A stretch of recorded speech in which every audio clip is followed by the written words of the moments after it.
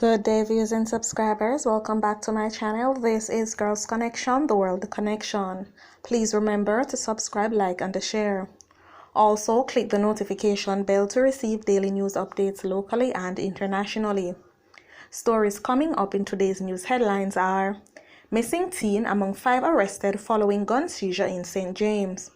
St. James man charged for killing grandma. He was a supreme talent. Female cop attacked and stabbed in downtown Kingston. Double murder of woman in Duhaney Park.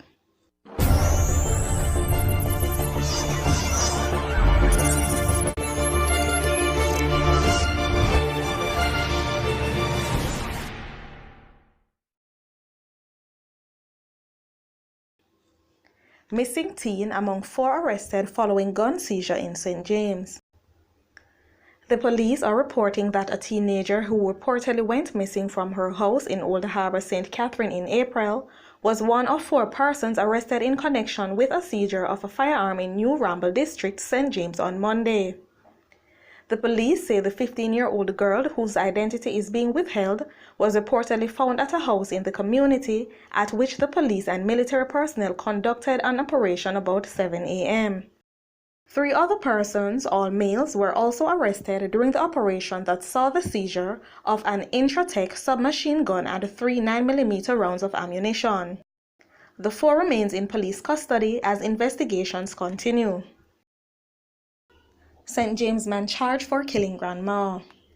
Detectives attached to the Freeport Police Station in Montego Bay, St. James, have now arrested and charged a man in connection with the murder of 74-year-old Evelyn Blair, otherwise called Miss Daughter, who was burned to death in Lima District on May 25. The accused has been identified as Nicola Oil Mine Facey, a laborer also of Lima District. Facey was picked up in Lima District on Saturday and placed before an identification parade on Saturday, June 8, where he was pointed out by an eyewitness who allegedly saw him set blaze on fire. He was charged with murder on Sunday.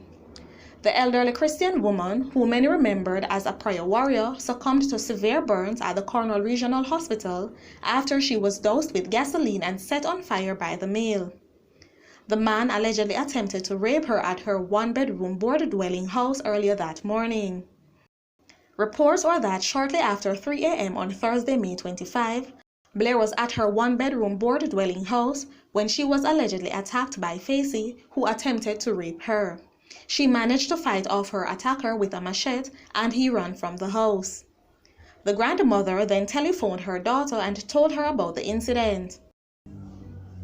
Later that morning, while walking along the roadway, she was attacked by a man who poured gasoline over her body and set her on fire. The daughter, who heard her mother crying for help, grabbed a bucket of water and threw it on her. The elderly woman was then assisted to the Cornwall Regional Hospital, where she died a day later. He was a supreme talent. John DaCosta was killed before he could have taken up a scholarship at Excelsior High School, where his football skills were in demand. The 12-year-old 6th grade student at Tavares Gardens Primary School was slain by men on Payne Avenue, a tough community of Spanish Town Road, on Saturday. The Constabulary's Corporate Communication Unit reported that Dujon was among a group of people standing on the road around 7:45 p.m. when gunmen opened fire. When the mayhem was over, the residents found that Dujon's mother, his grand-aunt, and a man were shot. They were taken to hospital where Dujon succumbed to his injuries while undergoing treatment. While the police did not put forward any possible motives for the attack, we have learned that there is a gang feud in the community. News of the boy's demise threw the community into shock. Dujon's physical education teacher and coach, Stephen Brown, who last saw him on Friday after a cricket match at St. Patrick's Primary School in Waterhouse, said that when he heard of the news on Sunday morning, he was in disbelief. "I was watching the Women's Football World Cup.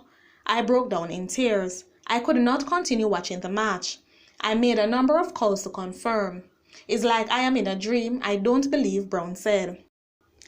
He was a supreme talent, Brown said, noting that Dujon was captain of the football team and vice-captain of the cricket team.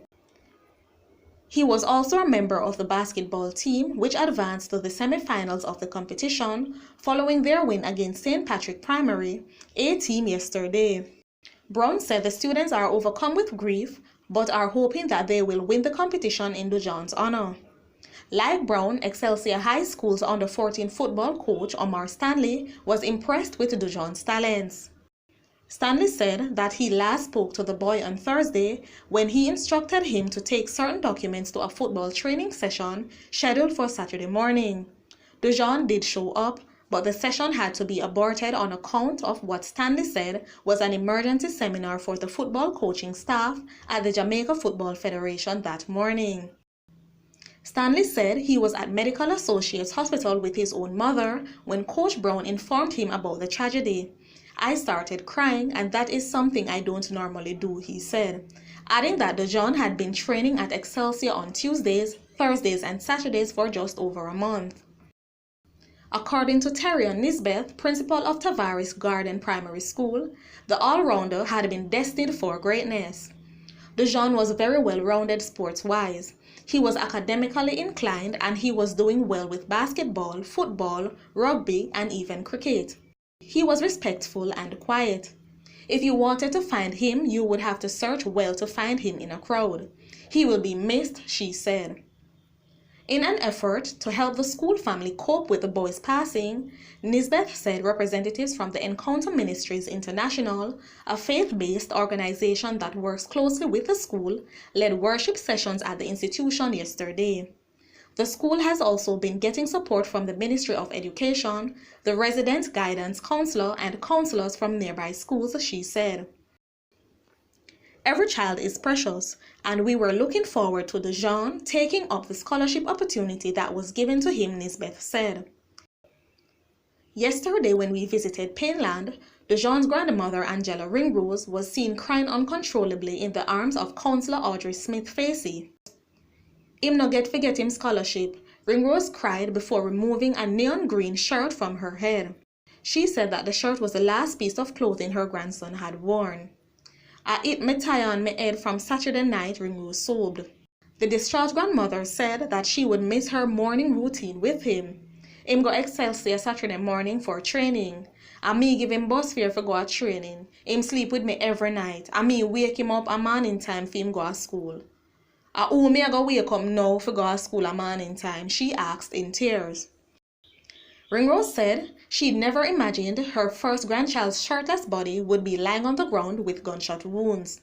"On Saturday, I sent Dujon to buy food because I was tidying up the church, and sometime after that I saw him eating the food, and I didn't know that would be the last time I'd give Dujon something to eat," she said. "If you are doing anything, you could expect Dujon to get involved. If you put down 2 pieces of board, him would make a bench with it. If you're mixing cement, is Dujon. Everything him try to get involved in," she continued, describing some of her grandson's traits.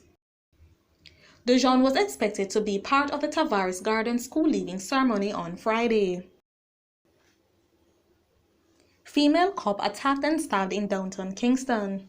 A policewoman has been admitted in hospital in serious condition after she was attacked and stabbed several times by criminals in downtown Kingston. Report is that about 10:15 p.m. on Friday, the policewoman was entering a bus in a section of Parade in downtown Kingston when she was pulled from the vehicle by a group of men and stabbed. Sources said the female was stabbed in her head, neck, and her arms. The men then fled the area. The injured female was rushed to hospital where she was admitted. The police have since launched a manhunt for the criminals who carried out the attack. Double murder of woman in Duhaney Park.